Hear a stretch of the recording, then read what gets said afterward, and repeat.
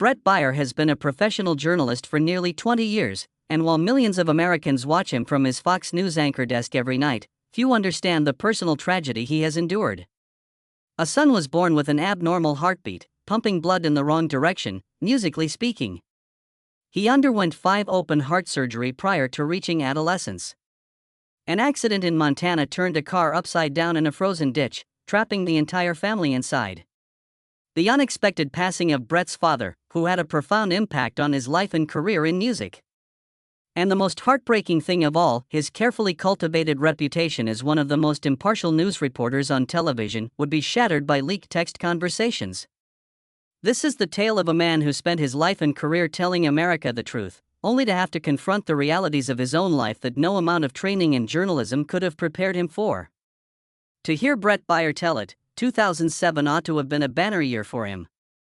A highly esteemed post covering the Bush administration, he had recently been appointed by Fox News as the network's White House correspondent.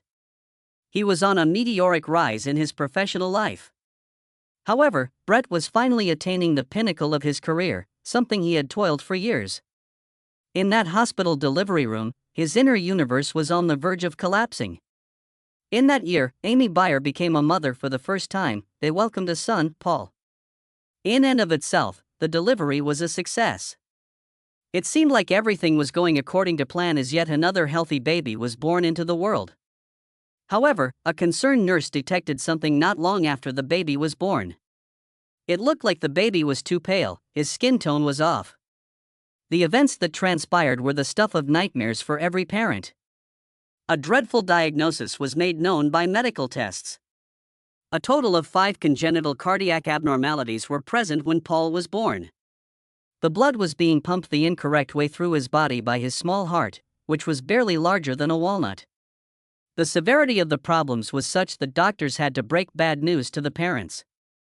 Open heart surgery would be necessary for their newborn boy in a matter of days. It was entirely possible that Paul wouldn't make it to see his parents return home. Even though Bret and Amy were devout Catholics and had a strong faith growing up, nothing can compare to the emotional roller coaster of seeing your little boy taken to the operation room. Prayer was a lifeline for the pair during those scary early days of music. Afterwards, Bret would explain his thoughts at the moment, stating his conviction that Paul and their family were part of a greater plan orchestrated by a loving God, snorts. Faith and terror coexisted in those early moments, but, snorts. As an infant, Paul had his first open heart surgery. Despite the positive outcome of the operation, the Baier family would be defined for years to come by their medical adventure. In the years that followed, Paul would have to endure 4 more open heart procedures. 10 angioplasties were performed in between the major operations to maintain the function of his impaired cardiovascular system. Risks to the patient's life were inherent in every operation. Difficulties arose with each subsequent recuperation cycle. Because of the frequent hospitalizations, the Baiers had to find ways to cope. They made music into a family mantra that they would recite in times of need. Getting Paul home is becoming closer by the day. They started to rely on it as a yardstick for success. They could see the end of the tunnel, however far away it may be, even when the road ahead seemed endless and home felt far away. After 7 long years of dealing with Paul's heart issue, Bret finally decided to tell their tale in 2014. Written under the tagline A Journey of Faith, Hope, Courage, and Love, his memoir was published under the title Special Heart. This book gave readers a raw insight at the struggles faced by families dealing with congenital heart disease by documenting every scary moment of Paul's medical journey. In an open and honest piece, Bret discussed the difficulties his marriage to Amy faced as a result of Paul's illness, the terrors that haunted his dreams, music, and the strength they found in their faith. There were 2 uses for the book. All of the earnings went toward research on congenital heart disease, and it made other families who were going through the same thing feel less alone. Congenital cardiac problems affect almost 1% of U.S. newborns, but few people are aware of this fact, as the purchasers had learned. Bret changed that by utilizing his platform. Unexpectedly, Bret found the emotional support he needed during this time. Bret took over special report from the late Brit Hume, a renowned Fox News anchor who had suffered the loss of an adult son to suicide. In ways that few of his peers could, Hume grasped the nature of loss and terror. In the early stages of Paul's health problem, he advised Bret and provided insight that was, music, priceless. It will improve, snorts. According to Hume, you have to trust in God and the doctors and put it in God's hands. The purchasers made a concerted effort to keep things normal while Paul developed. When their second son, Daniel, was born in 2010, they made it a point to make sure both boys felt loved and supported on an equal level. With everyone's emphasis on their older brother's health, Daniel ran the danger of feeling ignored, but the brothers formed a strong friendship through music. Paul, on the other hand, was hell-bent on leading a life devoid of incident. However, the family still faced numerous challenges. Actually, they still had to face one of their most terrifying times. The 2019 Montana family trip was supposed to be the perfect escape from the stress of heart monitoring and hospital appointments, with opportunities to ski and enjoy the fresh mountain air. Paul's condition has remained mostly constant. At last, the family could kick back and relax, or so they believed. Music aside, the ski trip was a smashing success. Skiing was fun for the lads. A much-needed break from stress was granted to Bret and Amy. The last leg of the family's vacation was a long journey to the airport, so they all got in the car. They were packing up their memories and getting ready for their next family vacation as they headed home. What happened next on that road in Montana was completely unexpected. A stretch of ice cut across the road. Bret panicked. They were involved in a collision with a truck before anybody could completely comprehend what was happening. Their SUV careened off the road due to the impact. The car went airborne and came to a full stop in a ditch beside the road. Silence and the sound of metal creaking filled the air for an instant. Afterwards, it became clear that everyone was alive and well. When a vehicle saw the accident, he or she stopped to help. Together with Bret and, music, Amy, the kind stranger helped free the 4 family members trapped in the crushed car. Responders from the emergency room hurried everyone to the closest hospital for examination. The situation's irony wasn't missed on a family that was already well-versed in hospital rooms and medical inspections. Even if they went to Montana to get away from their health problems, they'd still wind up in the hospital. Quite a stroke of luck, according to the damage assessment. There was a concussion for Bret. The chin of one relative needed 14 stitches. One of them needed dental work done because a tooth had been jostled. Last but not least, there was a sprained ankle. Fortunately, nobody was seriously hurt. According to Bret's account later on, they were injured but still alive. After the incident, Bret, snorts, made a public statement in which he thanked the responding officers and the kind stranger who had stopped to assist. His social media posts, however, showed the extent to which the accident had an impact on him. His tweet seems to encapsulate the musical lessons learned by the Baier family over the years from medical crises and near misses. Always appreciate music for what it is. He wrote, "Every day is a blessing and family is everything. It's always good to remind yourself of that before something does it for you." The accident served as yet another reminder of life's fragility, something the Baiers already understood better than most. But they had little time to process the trauma. Just months later in 2020, Bret's phone would ring with news that would bring a different kind of pain. Bret's father had been diagnosed with cancer. The disease progressed quickly. Within months of the diagnosis, Bret received word that the end was near. He traveled to be with his father and the entire family gathered for his passing. Bret later expressed gratitude that his father didn't suffer long and that everyone who loved him got to say goodbye. The loss hit Bret harder than he'd anticipated. He discussed his relationship with his father in a MarketWatch interview just 3 years earlier, detailing how profoundly his father had shaped his work ethic. From the teenage landscaping business Bret had run to the way he, music, approached his job as a news anchor, his father's influence ran through everything. The lessons about hard work, integrity, and dedication came directly from watching his father live those values daily. The online community offered an outpouring of support when Bret announced his father's passing. Colleagues, viewers, and fellow journalists flooded his social media with messages of encouragement and love. But no amount of support could fill the hole left by losing the man who'd been integral to who Bret became. As Bret mourned his father and continued managing Paul's ongoing health needs, he he had no idea that his professional world was about to explode in a scandal that would threaten everything he'd built. The aftermath of the 2020 presidential election created chaos throughout American media and politics. Donald Trump refused to concede defeat to Joe Biden, claiming widespread election fraud. Many Republicans echoed these claims, with some GOP politicians insisting the election had been stolen through tampered voting machines and, music, corrupted vote counts. The allegations targeted one company in particular. Dominion Voting Systems manufactured electronic voting equipment used across the country. In the weeks following the election, the company became the focus of increasingly wild fraud allegations. Conservative media personalities claimed Dominion's machines had been programmed to switch votes from Trump to Biden. The accusations lacked evidence, but spread rapidly through right-wing media circles, and Fox News, Bret's employer, became one of the loudest amplifiers of these claims. Multiple Fox News personalities routinely pushed unsubstantiated statements about Dominion's equipment. Night after, music, night anchors, snorts, and hosts suggested the company had played a role in stealing the election from Trump. The network's audience, overwhelmingly pro-Trump, responded enthusiastically to these narratives, but Dominion wasn't going to let the accusations stand unchallenged. The Snorts company filed a massive defamation lawsuit against Fox News, seeking $1.6 billion in damages. Dominion accused the network of deliberately destroying its reputation with false claims that its executives knew weren't true. The lawsuit triggered extensive discovery proceedings, and Bret found himself questioned and investigated as part of the case. Text messages between Fox News personalities were subpoenaed. Internal communications were scrutinized. And what emerged painted a troubling picture of how the network operated during the election. For Bret, the real tragedy of the Dominion situation went beyond the lawsuit itself.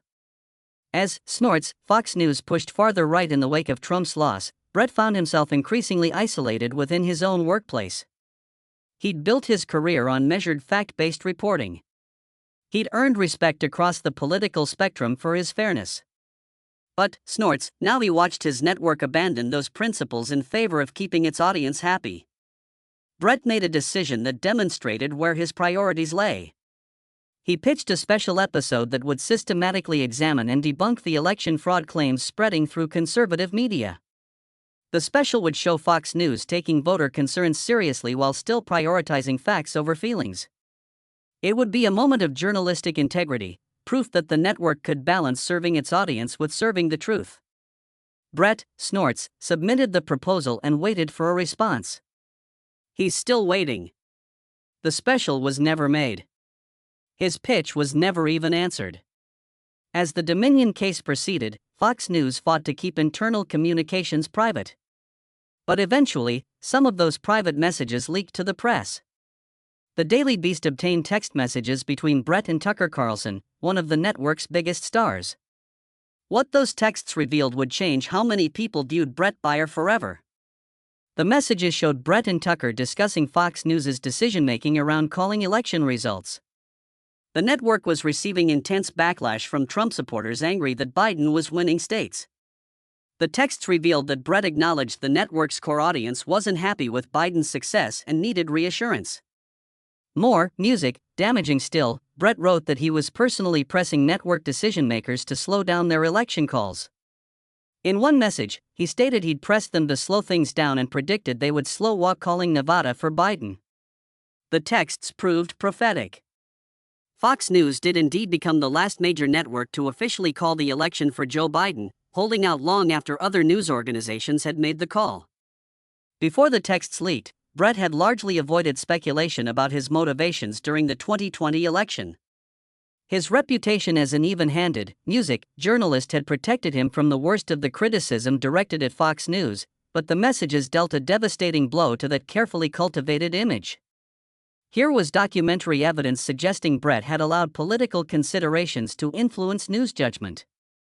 The man who built his career on objectivity appeared to have compromised his own standards to appease an angry audience.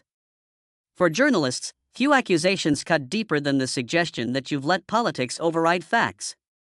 The leaked texts suggested exactly that. In the end, Fox News settled the Dominion lawsuit for $787.5 million, one of the largest defamation settlements in American media history. The network released a statement acknowledging that certain claims about Dominion had been false, but the damage to Fox News's credibility and to Bret's personal reputation couldn't be undone with a settlement check. The question of what Bret had been willing to compromise in service of partisan politics would follow him. Yet, Snorts, even as his professional world crumbled, his personal life continued to demand every ounce of strength he had left. Despite the professional turmoil surrounding the Dominion scandal and the leaked texts, the Baiers never lost sight of what genuinely mattered. Paul's battle with his heart condition continued, and the family's mission to help others facing similar struggles drove them forward. Even as controversy swirled around Bret's career, the Baiers had become major figures in the pediatric cardiology community. They, Snorts, established themselves as leading voices in the Children's National Hospital Foundation based in Washington, D.C., where Paul had received most of his treatment. Bret leveraged his public platform to raise awareness and funds, helping to generate over $1 million for the hospital through various charity events and fundraising initiatives. Amy joined the foundation's board, taking an active role in shaping the organization's priorities. In 2023, the couple made their most significant financial commitment yet. They donated $1 million to Children's National Hospital specifically to establish the Baier Family Congenital Heart Disease Research Program. The program focuses on advancing treatment options for the condition affecting nearly 1% of all births in America. For the Baiers, it represented a way to transform their family's pain into purpose, ensuring future families might face better outcomes than they had.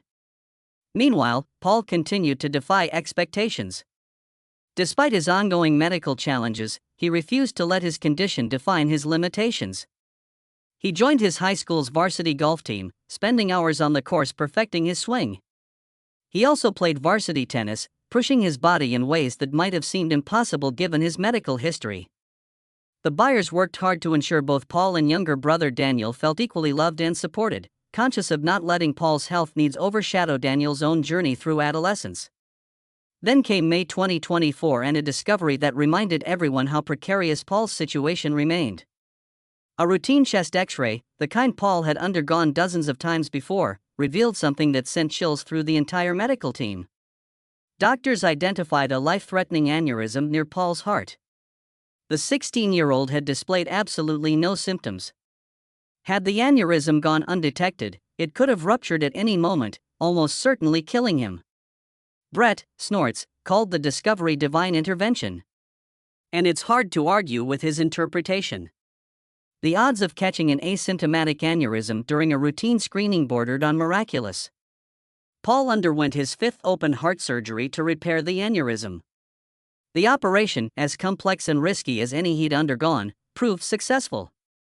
Just, Snorts, 5 days after the surgery, Paul was discharged to continue his recovery at home. Throughout their journey, the Baiers remained committed to openness about their experiences. They understood that sharing their story helped other families navigating similar diagnoses feel less alone. Bret used his position at Fox News to interview medical experts about congenital heart disease, educating viewers about warning, music, signs, and the importance of early screening. He featured other families dealing with CHD diagnosis, giving them a platform to share their own stories of survival and struggle. The message the Baiers consistently shared with other families facing similar crises centered on hope and perspective. As hard as things might seem in the moment, they emphasized there's always reason to believe things will improve. Trust in the medical professionals. Lean on your faith if you have it. Hold tight to your family. Take things one day at a time because tomorrow isn't promised, but it also isn't predetermined. Snorts, today, Bret Baier continues anchoring Special Report each evening, delivering news to millions of Fox News viewers, but he's fundamentally changed from the ambitious young journalist who joined the network back in 1998. The years of medical crisis, personal losses, and professional controversies have reshaped his understanding of what matters. Paul, now approaching adulthood, requires ongoing cardiac care for the rest of his life. His doctors can't predict exactly what the future holds. There will likely be more procedures, possibly more surgeries. The aneurysm scare of 2024 proved that danger still lurks in ways that can't always be anticipated. But Paul has survived to 16 years old, thrived despite his condition, and built a life filled with sports, friends, and normal teenage experiences. For the Baiers, that's more than they dared hope for during those terrifying first days in the hospital. Bret now speaks often about the importance of gratitude, about being thankful for everything you have in every moment of every day. The professional setbacks, while painful and embarrassing, pale in comparison to nearly losing his son repeatedly over the years. The leaked texts damaged his reputation, but his son was still alive. The Dominion scandal tarnished Fox News, but his family survived a car crash that could have killed them all. Perspective, snorts, Bret learned, changes everything about how you process both triumph and tragedy. The car accident that flipped their vehicle upside down in Montana served as another brutal reminder of how quickly everything can change. One moment you're driving to an airport thinking about your normal life. The next moment you're hanging upside down in a ditch wondering if everyone's okay. You can't control when ice appears on a road. You can't control when a baby is born with heart defects. You can't, snorts, control when text messages leak or when your father gets diagnosed with cancer. But you can control how you respond. You can choose gratitude over bitterness. You can choose purpose over despair. Snorts, for a man who spent decades reporting on other people's tragedies and triumphs, analyzing political wins and losses, covering the rise and fall of public figures. Bret Baier has discovered that his greatest story isn't one he delivers from the anchor desk. It's, snorts, the one he lives every day when the cameras shut off and he goes home to a family that survived more than most people can imagine. It's found in the sound of Paul's heartbeat, still going strong after 5 open heart surgeries. It's visible in the bond between two brothers who've learned that medical challenges don't define a childhood. It's present in every grateful breath the family takes, knowing how close they've come to losing everything multiple times. The professional controversies will fade. The Dominion scandal will become a footnote in cable news history. The leaked texts will be forgotten as new controversies emerge. But Paul's heart will keep beating. And the Baier family will keep waking up each day choosing gratitude over fear, choosing purpose over paralysis, and choosing to believe that even the hardest journeys can lead somewhere meaningful. Music, if you refuse to give up hope.